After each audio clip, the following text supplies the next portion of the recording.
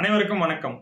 பாண்டிச்சேரி சிறுமி ஆர்த்தி கொலை வழக்குல சம்பந்தப்பட்ட அந்த 2 நாய்களையும் தனி செல்ல அடைச்சிருக்காங்க. தனி சிறையில ஏன் அடைச்சிருக்காங்க அப்படின்னு சொன்னா அதுக்கு ஒரு காரணம் இருக்கு.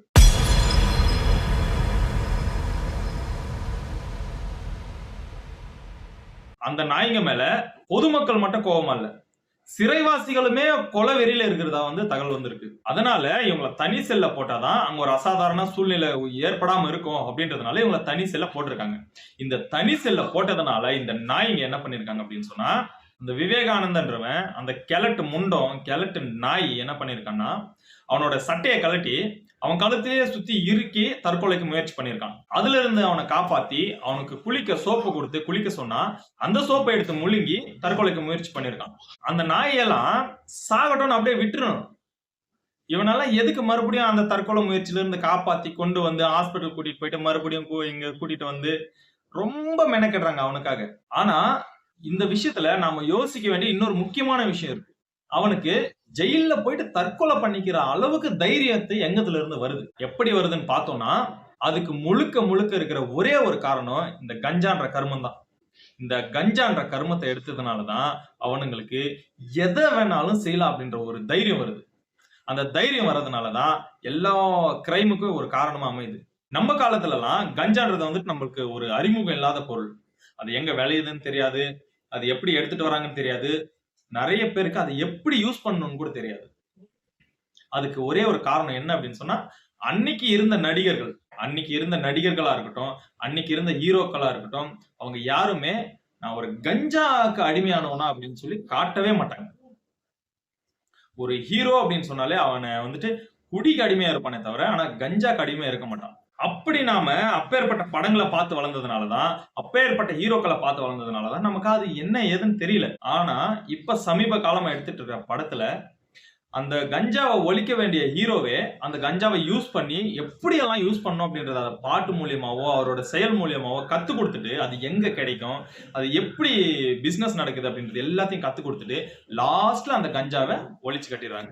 இப்போ இந்த படத்தை பாக்குறவன் என்ன பண்றான்னா, அந்த ஹீரோ அந்த 2.5 மணி நேரம் அந்த ஹீரோ காட்டின அந்த மாசையும் அந்த ஸ்டைலையும், அவன் கஞ்சா அடிக்கிற அந்த ஸ்டைலையும், அவன் சிகரெட் அடிக்கிற அந்த ஸ்டைலையும் பார்த்து இதைதான் நம்ம ஃபாலோ பண்ணணும்னு சொல்லிட்டு அதுல ஒரு மைண்ட் பிக்ஸ் ஆயிடும். லாஸ்ட்ல ஒரு 10 நிமிஷம் கிளைமேக்ஸ்ல அவங்க அந்த கஞ்சாவை ஒழிச்சிருவாங்க, அந்த மதுவை ஒழிச்சிருவாங்க, எல்லாத்தையுமே செஞ்சிருவாங்க. அந்த 10 நிமிஷம் கிளைமேக்ஸ யாருமே கன்சிடர் பண்ண மாட்டாங்க. இது ஒரு பக்கம். இதை விட பெரிய பயங்கரமான ஒரு ஆபத்து இருக்கு. கஞ்சாவை காட்டுறாங்க அப்படின்னு சொன்னாலே லோகி ப்ரோவை தான் நிறைய பேர் திட்டிட்டு இருக்காங்க. யூடியூபை திறந்தாலும் எங்க போனாலும் லோகேஷ் ப்ரோவை தான் திட்டிட்டு இருக்காங்க. ஏன்னா அவர் எல்லா படத்துலயும் ட்ரக்ஸ் ஃப்ரீ சொசைட்டியை நான் எடுத்துட்டு வரேன் அப்படின்னு சொல்லிட்டு ட்ரக்ஸையே அந்த படத்துல காட்டுறதுனால ஒரு சமூக சீர்கேடா இருக்கு அப்படின்னு சொல்லிட்டு அவரை பயங்கரமா திட்டி அவரை பயங்கரமா கழுவி ஊத்திட்டு இருக்காங்க. ஆனா இதை விட மோசமான ஒரு விஷயம் இருக்கு. யூடியூப்ல கானா பாட்டுங்க அப்படின்ற பேர்ல ஒரு சில கர்மத்தை பாடி வச்சிருக்கானுங்க. அந்த பாட்டுங்கெல்லாம் கேட்டீங்கன்னா எங்கடா நம்மள கூட்டிட்டு போறாங்க அப்படின்னு சொல்லிட்டு ஒரு வெறியேறிடும் நமக்கு. முந்தியெல்லாம் கானா பாட்டுங்க கேட்கணும்னு நினைச்சோம்னா அதெல்லாம் நம்ம காதுல கேட்டுட்டே இருக்கணும் போல ஒரு மைண்ட் இருக்கும். ஏன்னா அப்படி உருக்கமா இருக்கும் அந்த பாட்டு. லவ்வ பத்தி இருக்கும், அதுக்கப்புறம் ஹீரோயிசத்தை பத்தி இருக்கும், அதுக்கப்புறம் சோக பாடல்கள் இருக்கும். எல்லாமே கானால நமக்கு ரசிக்கிற மாதிரி இருக்கும். இப்ப கானாவை எடுத்துட்டு கானா உலகத்தையே கன்றாவி ஆக்கி விட்டுட்டானுங்க. ஒரு பாட்டு இருக்கு, ஸ்டார்டிங்ல இருந்து கடைசி அந்த கஞ்சாவை எப்படி அடிக்கிறதுன்றத மட்டும் தான் சொல்லி கொடுக்குறான். ஆனா இதெல்லாம் பார்த்துட்டு காவல்துறை அமைதியா தான் இருக்குது. அவன் தெளிவா கஞ்சா அடிக்கிறத கத்து கொடுக்கறது மட்டும் இல்லாம சிவனேன்னு இருந்த சிவனையும் கூட்டிட்டு கஞ்சா அடிக்கிறதுக்கு சிவனும் கஞ்சா அடிச்சாரு அப்படின்னு சொல்லிட்டு ஒரு ப்ரொபகண்டாவை கிளப்பி சும்மா அது தப்பா சரியான்னு சொல்லிட்டு யோசிச்சுட்டு இருக்கிறவங்க எல்லாரையும் இவன் அது சரிதான், சிவனே கஞ்சா அடிச்சிருக்காரு அப்படின்னு சொல்லிட்டு அதுக்கு நேரா திருப்பி விடுறோம். அந்த வேலையை கண்டினியூவா இந்த கானா பாட்டு பாடுற பசங்க செஞ்சுட்டு இருக்காங்க. இவனுக்கெல்லாம் தமிழக அரசு ஒரு கடிவாளத்தை போட்டே ஆகும். என்னங்க, எங்க கஞ்சா கிடைக்குது, அதை எப்படி அடிக்கணும், அதை அடிச்சா என்ன போதை வரும், அந்த பாட்டுல ஒரு வரி வருங்க, யாரை பார்த்தோம் நாங்க பயப்பட மாட்டோம், கஞ்சா தந்த பவர் அப்படின்னு சொல்லிட்டு. ஏண்டா கஞ்சா பவர் ஏடா தரும், அதோட லைஃப் எண்ட பத்தி உங்களுக்கு தெரியுமாடா? அதாவது இவங்களுக்கெல்லாம் ஒரு எக்ஸாம்பிள் என்னன்னா, பாப் மார்லின் பண்ணால அப்படின்னு சொல்லி, டேய் மூதேவிங்களா, அந்த கண்ட்ரில எல்லாம் அது லீகலா இருக்கு. நிறைய கண்ட்ரில அது லீகலா பண்ணி விட்டுருக்காங்க. ஏன் அதை லீகலா பண்ணி விட்டுருக்காங்க அப்படின்னு சொன்னா, அவனுங்க அந்த கஞ்சாவை அடிச்சுட்டு ஒரு பொண்ணுக்கு எடுத்துட்டாலோ ஏதோ ஒரு கிரைம் பண்ணாலோ அவனுங்களுக்கு அங்க அறுத்து எரிஞ்சிருவானுங்க.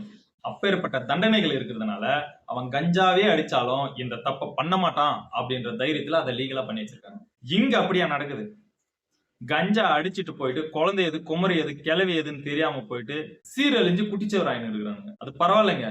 ஸ்கூல் பசங்க எல்லாம் இந்த தம்மு கிசா போதன்ற பாட்டை ஸ்கூல் பசங்க பாடிட்டு இருக்கு. இவங்க ஃபியூச்சர்ல எங்க போய் நிக்கும்னு யோசிச்சீங்களா? தயவு செஞ்சு இவங்களுக்கு ஒரு கடிவாளத்தை போட்டு விடுங்க. ஏன்னா இந்த ஒரு பாட்டு மட்டும் கிடையாது, கஞ்சாவை பத்தி இந்த ஒரு பாட்டு மட்டும் கிடையாது, இன்னும் எக்கச்சக்கமா இருக்குது.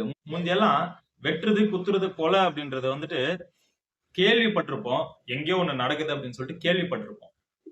இன்னைக்கு இவனுங்க டெய்லி வர்ற பாட்டுங்களே இதான் சொல்றானுங்க.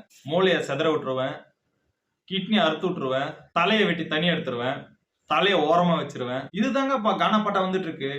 நீங்க கேட்டு பாருங்க. நான் ரொம்ப ரசிச்சு கேட்கிறவன் கானா பாட்டை. இப்ப வர கானா பாட்டுங்களை கேட்டா காரி துப்புற மாதிரி இருக்கு. எப்படிங்க தம்மு கிசா போதன்னு சொல்லிட்டு ஒருத்தன் எப்படிங்க பாட்டு எழுத முடியும்? அந்த தைரியம் எங்க இருந்துங்க வரும்? கேட்கறதுக்கு ஆள் இல்லை அப்படின்றதுனால தானே. அவன் அப்படி எழுதுறதுனாலதான், அவன் அப்படி பாடுறதுனாலதான் இங்க இருக்கிற சின்ன பசங்க வாலிப பசங்க அதை வந்துட்டு ஹீரோயிசமா நினைச்சிட்டு எடுத்து அடிக்கிறானுங்க. இதுல இன்னொரு அல்டிமேட்டான ஒரு விஷயம் இருக்குங்க. மெயின் சிவன் கஞ்சா அடிச்சாரு, சிவன் கஞ்சா அடிக்கிறாரு அப்படின்ற ஒரு ப்ரொபகண்டாவை கலப்புறானுங்க. இதுல நான் சிவனை வேண்டுறேன், நான் சிவனை கும்பிடுறேன், சிவன் தான் எனக்கு தகப்பன், சிவன் தான் எனக்கு அப்பன் அப்படின்னு சொல்லிட்டு கஞ்சா அடிக்கிறானுங்க. போயிட்டு என் கடவுளே கஞ்சா அடிக்கிறான்டா, நாடிக்கிறதுல என்ன இருக்கு? கடவுளே கஞ்சா அடிக்கிறான் அப்படின்னு சொல்லிட்டு அவன் அடுத்த பாட்டை எழுத போயிடுவான். இங்க நீ வந்துட்டு போலீஸ்ல லாக் ஆகி சாவுறது நீயா தான் இருப்ப. வாழ்க்கை ஒரு டைம் போச்சுன்னா மறுபடியும் வரவே வராது. அப்பேற்பட்ட ஒரு கேவலமான விஷயத்தை இவனுங்க பாட்டா எழுதிட்டு சமூகத்தையே கெட்டு குடிச்சவராக்கின்னு இருக்கிறானுங்க. சும்மா இன்ஸ்டாலயோ யூடியூப்லயோ இல்ல ட்விட்டர்லயோ ஏதோ ஒரு விஷயத்த பேசிட்டாங்க அப்படின்னு சொன்னா, தவறுதலா பேசிட்டாங்கனாலே அவங்க மேல டெஃபமேஷன் கேஸ் போட்டு அவங்க கூட்டிட்டு போயிட்டு ஜெயில உட்கார வச்சு நொங்கு எடுக்கிறாங்க. ஆனா ஒரு சமூகத்தையே சீரழிக்கிற மாதிரி பாடுறானுங்க. எத்தனை பாட்டுங்க, ஒரு பாட்டும் கேட்கும் போது நமக்கு காரி துப்புன போல இருக்குதுங்க. இதுல நிறைய சேனலுங்க அவனுங்களை போயிட்டு இன்டர்வியூ எடுக்கிறானுங்க. மானம் கெட்டு போயிட்டு என்னங்க சாதிச்சுட்டானுங்கன்னு சொல்லிட்டு அவனுங்களை இன்டர்வியூ எடுக்கிறானுங்க. இவங்க பெரிய பெரிய மீடியாங்களே போயிட்டு அவனுங்களை இன்டர்வியூ எடுத்து பெரிய ஆக்குறானுங்க. இல்ல உங்க வீட்டு பிள்ளைங்களுக்கு அந்த பாட்டை போட்டு காட்டி இந்த மாதிரி நீ கஞ்சா ஆடுற அப்படின்னு சொல்லி காட்டுவீங்களா? அதே மீடியால இருக்கிற யாராச்சும் இருக்கட்டும், இல்ல பொதுமக்களை கேட்கிறேன், யாராச்சும் உங்க வீட்டு பசங்களுக்கு இந்த பாட்டை பார்த்து இது போல தம் அடிடானி, இது போல கஞ்சா அடிடானி அப்படின்னு சொல்லுவீங்களா? இந்த கஞ்சா வந்துட்டு புழக்கத்துல இருக்கிறதுக்கோ, இந்த கஞ்சா வந்துட்டு எல்லார் கைக்கும் சுலபமா போய் சேர்றதுக்கும் இந்த மாதிரி சனியம் பிடிச்ச பாட்டுங்க தான் முக்கிய காரணமா இருக்குது. ஏன்னா அவனோட ரிங்டோனே அதான் இருக்குது. இன்னைக்கு 2K கிட்ஸ்ன்னு சொல்ற பசங்களோட ரிங்டோனே இதான் இருக்குது. தம்மு கிசா போத, தம்மு கிசா போத. ஆனா லோகி ப்ரோ ஒரு நல்ல கருத்தை சொல்றதுக்காக தான் அவர் படத்தை எடுக்கிறாரு. ஆனா அதுல அவர் காட்டுற விஷயமே தப்பு அப்படின்னு சொல்லி இவ்வளவு பேர் அவர் வந்து கழுவி ஊத்துறாங்க. ஆனா இந்த மாதிரி கர்மங்கள் எல்லாம் யார் கேட்கறதுக்கு? இவங்களுக்கு ஒரு கடிவாளம் யார் போட்டு வருது? அரசாங்கத்துக்கு ஒரு கோரிக்கை வைக்கிறோம். மறுபடியும் இந்த மாதிரி சின்ன சின்ன குழந்தைங்களை காப்பாற்றணும் அப்படின்னு சொன்னா, ஒரு நல்ல சமூகத்தை உருவாக்கணும்னு சொன்னா மதுவை ஒழிச்சா மட்டும் போதாது, இந்த கஞ்சான்ற கர்மத்தை ஒழிக்கணும். நீங்க மது ஒழிப்பு அப்படின்னு சொல்லி மட்டுமே போராடிட்டு இருந்தீங்கன்னா எந்த மாற்றமும் வரப்போறது இல்ல. ஏன்னா பசங்க வந்துட்டு மதுவை விட்டுட்டு அதுக்கு அடுத்த கட்டத்துக்கு போயிட்டு இருக்காங்க. அடுத்த கட்டத்துல இருக்காங்க. இப்ப கஞ்சா ட்ரக்ஸ் அப்படின்ற மாதிரி போயிருக்காங்க. அது அவங்க கைக்கு எப்படி போகுது, அதுக்கு யாரு காரணமா இருக்கு? அவங்கள எல்லாம் பிடிச்சி லாக் பண்ணுங்க. அவங்கள லாக் பண்ணீங்கன்னா மட்டும்தான் இது குறைய வாய்ப்பு இருக்கு. பெற்றோர் வந்துட்டு எல்லா விஷயத்துக்கும் பயந்துட்டே வளர்க்க வேண்டியதா இருக்குது.